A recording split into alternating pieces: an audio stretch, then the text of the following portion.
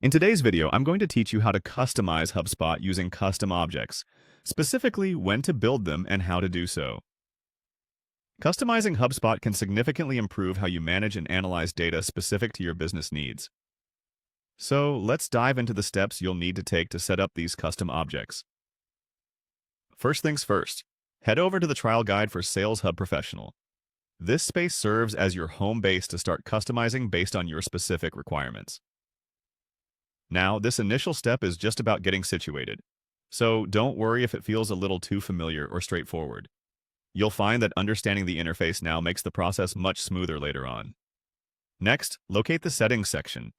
You can usually find this in the main navigation bar within your HubSpot portal. Clicking on Settings will open a number of options that further allow you to personalize your platform usage to better suit your goals. This is the proverbial backstage of HubSpot where all the configuration magic happens.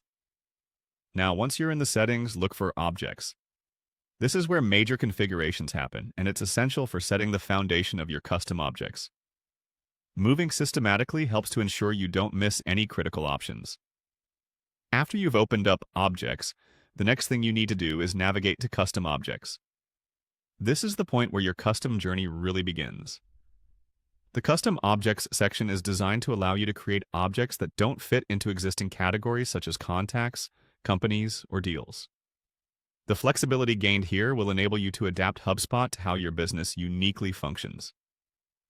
Now, with custom objects in sight, click on Create Custom Object. This action will bring up a template or starting point for defining your object. Here, you'll need to provide specific fields that define its purpose and function. Think carefully about what data is integral to achieving your objectives.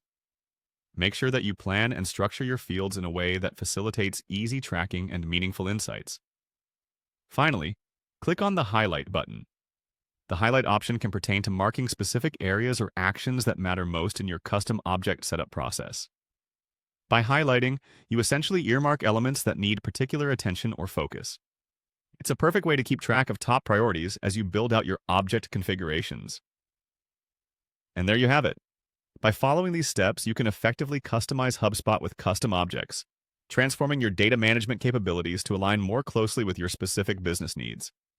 This process, while detailed, can ultimately create a much more efficient system that supports better strategy and decision-making practices. Thank you for joining today's session, and I hope you found this guide useful. Remember to give this video a thumbs up if you did.